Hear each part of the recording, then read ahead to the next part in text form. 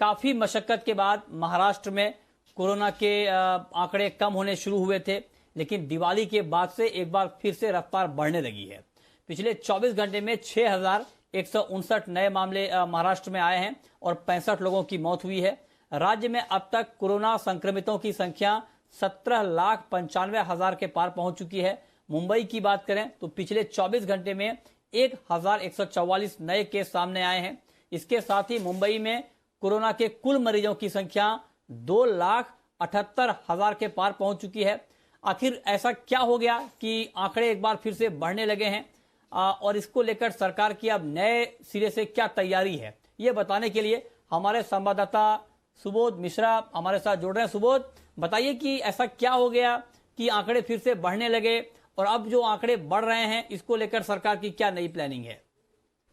जी मृत्युंजय जी, ये जो आपने सवाल किया, इसी सवाल को लेकर के ही अभी 2 दिन पहले जो महाराष्ट्र के मुख्यमंत्री हैं उद्धव ठाकरे, उन्होंने काफी नाराजगी व्यक्त की थी, क्योंकि सबसे बड़ी बात है कि बार-बार सरकार यही बात कर रही थी कि जिस तरह से हम धीरे-धीरे जो संक्रमित मरीजों की संख्या कम हो रही थी, वो एक अच्छा संकेत था और काफी अच्छे से कंट्रोलिंग हो रहा था। लेकिन जिस तरह से त्योहार आए और जिस तरह से लोगों ने लापरवाही बरती, उसको लेकर के निश्चित तौर पे उसका असर अब दिखने लगा है।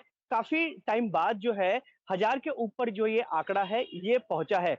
इसको लेकर के अब जहाँ एक तरफ केंद्र सरकार है उसने भी गाइडलाइन जारी कर दी है जो 1 दिसंबर से शुरू होगी, कि उसने भी कहा है कि जो भी राज्य के अधिकारी हैं, अब उनको निश्चित करना पड़ेगा, राज्य सरकार उनसे निश्चित कराए कि अब अगर सख्ती की जाए और अगर कोई नहीं मानता है और वहाँ पर उनके अगर ज़ोन में अगर कोरोना बढ़ता है तो निश्चित तौर पे उसकी कार्यवाही जो है वो अधिकारियों पे हो, ताकि अधिकारी इस चीज़ को और अच्छे से करें। वहीं दूसरी तरफ मास्क को लेकर और सोशल डिस्टेंसिंग को लेकर के और ज़्यादा से ज़्यादा सख्ती बरतने की भी बात की गई है। निश्चित तौर पे राज्य सरकार भी इस बात को लेकर चल रही है, लेकिन केंद्र सरकार की तरफ से भी ये बात आई है।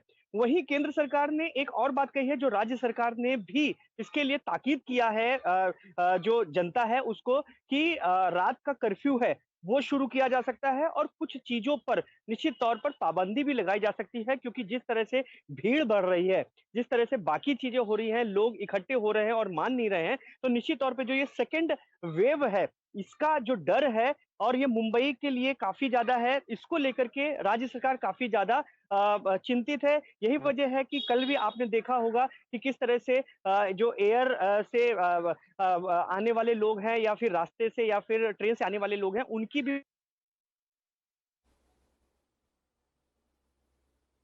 हम्म तो इसको लेकर सख्ती बढ़ाने की बात हो रही है। जिस तरह से आंकड़े बढ़े हैं, तो जो सुबोध बता रहे थे कि सोशल डिस्टेंसिंग और मास्क पहनने को लेकर सख्ती अब बढ़ाई जाएगी, इसके ऊपर फोकस किया जा रहा है। चलिए आगे बढ़ते हैं, अब रुक करते हैं अगली खबर का। और वहीं देश की राजधानी दिल्ली में कोरोना ने हाहाकार तो मचाया ही है। पिछले 24 घंटे में यहां 5,246 नए केस सामने आए हैं, जबकि 99 लोगों की मौत हुई है। आपको बता दें कि 20 नवंबर के बाद से हर रोज वायरस से 100 से ज्यादा लोगों की मौत हो रही है। दिल्ली में फिलहाल 38,287 एक्टिव केस हैं जिनका इलाज चल रहा है, जिनमें से 23,102 मरीज होम आइसोलेशन में हैं।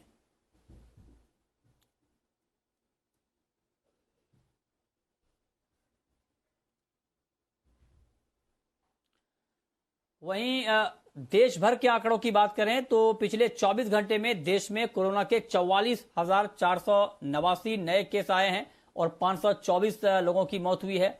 फिलहाल कोरोना के एक्टिव मरीजों की संख्या देश में 4,52,000 है। वहीं वायरस से कुल संक्रमितों का आंकड़ा 92.5 लाख के पार है, जिसमें से 86.5 लाख से ज्यादा लोग ठीक भी हो चुके हैं।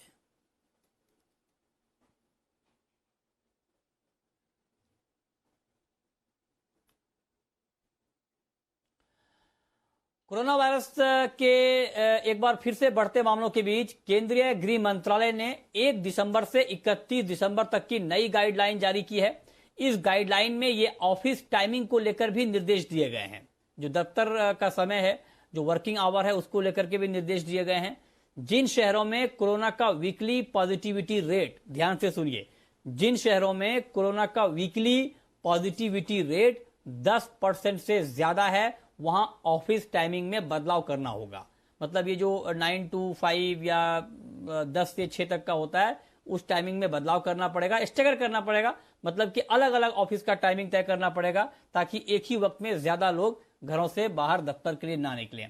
सभी कर्मचारियों को एक साथ एक ही समय पर ऑफिस बुलाने की जगह अलग अलग शिफ्टों में बुलाने का निर्देश दिया गया है। ऑफिस में कर्मचारी कम होने पर सोशल डिस्टेंसिंग का पालन न सिर्फ ऑफिसों में सुनिश्चित किया जा सकेगा बल्कि पब्लिक ट्रांसपोर्ट में भी भीड़ से बचा जा सकेगा।